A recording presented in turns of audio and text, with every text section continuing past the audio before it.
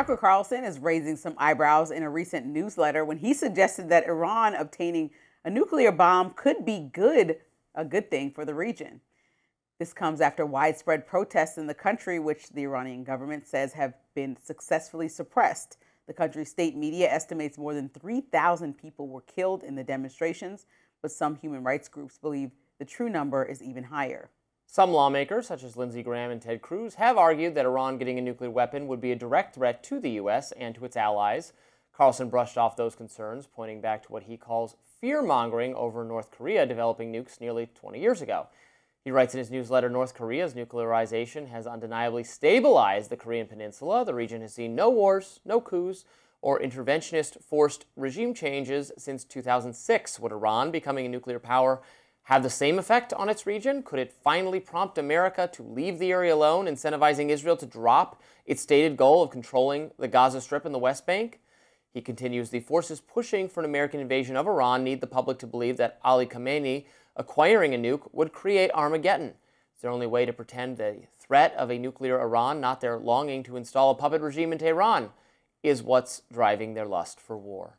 This is just the latest example showing a stark difference in views between Carlson and some of the mainstream GOP. The former Fox News host has also been spotted at the White House multiple times in recent weeks, angering some of the MAGA crowd who feels that his comments are dividing their movement. His comments made their way to social media, where they were ripped by many on the right. Texas Senator Ted Cruz said, apparently death to America is an ambiguous statement to Mr. Carlson. Tucker is America last, hashtag.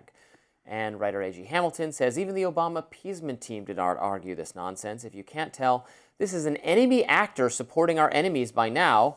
I don't know what will convince you. I wonder if Ted Cruz tweeted that while he was on the flight. I can't take credit for that joke. That was Alex, our director. This is not a Tucker take that particularly offends me. I think there's some truth to it, though it's a little bit confusing. Look, it is the case. Adversaries, enemy nations, have acquired nuclear weapons, and the immediate result of that has been not nuclear war between the U.S. and China, or the U.S. and the Soviet Union, now Russia, or the U.S. and North Korea. It's been, once you get nuclear weapons, now no more war with you. It makes you safer from invasion, so it stabilizes your country. The only country on Earth that has ever used nuclear weapons in an offensive capacity, or really any capacity, is the U.S. against Imperial Japan. So, historically, Tucker has a point. This has not created nuclear conflict between nation states. I think there's a danger in the run-up period to them getting the nuclear weapon, but we made the conscious choice we didn't nuke China or nuke the Soviet Unions to stop them from developing the bomb several years after us, and I don't think people think we should have. So yeah, there's some truth to what he's saying. Now, and also, Iran with nuclear weapons does not pose a threat to the United States. It might pose a threat to Israel, but it doesn't pose a threat to the United States. Now, should we take no efforts to prevent them from obtaining one? I don't know. The Trump administration felt differently. They felt a bombing campaign that Iran has no ability to respond to delay their acquiring of the bomb was a good idea. I was skeptical of that. Tucker was very against it, but in a very narrow sense, he's right that developing nuclear weapons has not tended to make states use them aggressively. It's just, for the safety of their own regime. You'd have to I know some on the right think Iran is a special case because it's run by Islamic extremists with a death fantasy or something.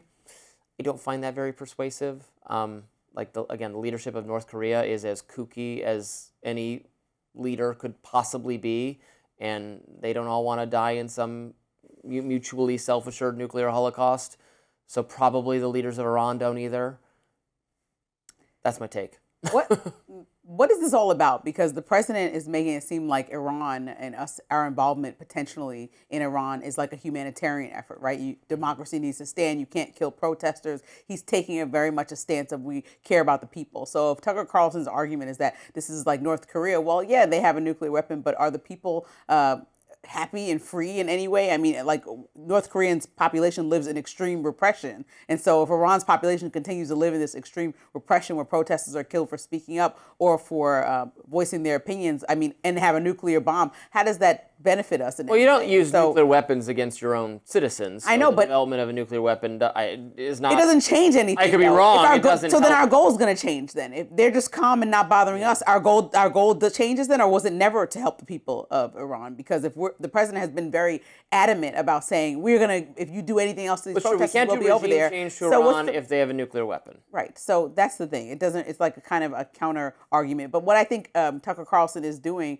is showing like the real fracture on the right, which is like this rise of post-interventionism, and then how foreign policy debates are happening within the party. People are trying to figure out what actually they want to do. I mean, Tucker Carlson might sound like a historical Republican that we thought was all about war and people having these bombs or, having nuclear bombs. Well, historically, the Republican Party has not been necessarily an interventionist party. It became hawkish under Reagan, although Reagan's policies were not nearly as hawkish as his rhetoric was. He defeated the Soviet Union through economic superiority, not through war or deliberate regime change. I was referencing more Bush and Cheney. And Bush and Cheney, yes. Bush and Cheney had a new ideology for the Republican Party that was world policemen, regime change. They'll welcome us as liberators. We can plant democracy and it will grow even in areas of the world where there is no tradition of democratic governance. And I think that was not a smart direction for the Republican Party. But historically, the Republican Party was the more anti-interventionist party throughout at significant periods over the course of the 20th century. To the extent there was any opposition to World War I, and there wasn't very much, but there was a little opposition to World War II. It was mostly on the right. Kennedy and Johnson escalated the Vietnam War. Nixon ended it. Truman did the Korean War. Eisenhower ended it. So there was a long history of disentanglement on the right until Bush-Cheney. But this speaks to right now, if people are upset with Tucker Carlson or on the other side of that, upset with Trump for meeting with Tucker Carlson, I think the party is trying to figure out, these are not like small issues. Like, okay, we don't get along about whether we should lean a little bit more this way. This is like an entire foreign policy. By the way, him meeting with President Trump, my understanding is, what I've been told, I don't know, is that he was meeting with J.D. Vance and then Trump was there and he said hello to Trump, that it was not a specific, he was there to meet with Trump. I don't know, but that's what someone told me. Well, does that mean J.D. Vance will adopt more of what Tucker Carlson's stances are? Well, J.D. Vance and Tucker are closer. Tucker's son, this is public knowledge, Tucker's son works for J.D. Vance. So they're more in cahoots. They're already in cahoots. Yeah. So how does MAGA feel about that? I mean, they don't... MAGA agrees with Tucker and loves J.D. Vance. And so Trump is no longer the leader of the party then, if it's slowly moving that way. I mean... He's the leader of the party, but... ideologically, Tucker speaks for a lot of MAGA. He's very popular in MAGA. Maybe he's become less popular now because he might be leaning into an anti-interventionism so pronounced that it's lost. He's become a more toxic figure on the right. Yeah, and I watch what's happening. I mean, as somebody outsider looking in, I'm looking at what's happening at the Turning Points Convention in Arizona and the way that people were back and forth about Tucker Carlson. I look at Megyn Kelly's podcast, how she's constantly needing to defend Tucker Carlson. It doesn't seem like, with their audience being mostly right, that everyone on the right is loving Tucker Carlson. Well, I mean, they get lumped in. Not to make everything about Candace Owens, but Candace Owens is by far the more... no, don't leave her out of this conversation. Okay. Stick to the... Well, she's the more... contentious character because she makes claims that are so out there. I think it's now that time travelers were out to get Charlie Kirk. Yes. Oh, you missed that day Amber and I discussed. We said that we realized she just needs... I love a good time travel story. Love time travel in fiction. But it is fiction where it's occurring, not in real life. But we'll leave it there. We'll leave it there. More reports coming out about journalists at CBS News being so unhappy with mean old Barry Weiss and her leadership. We'll be right back.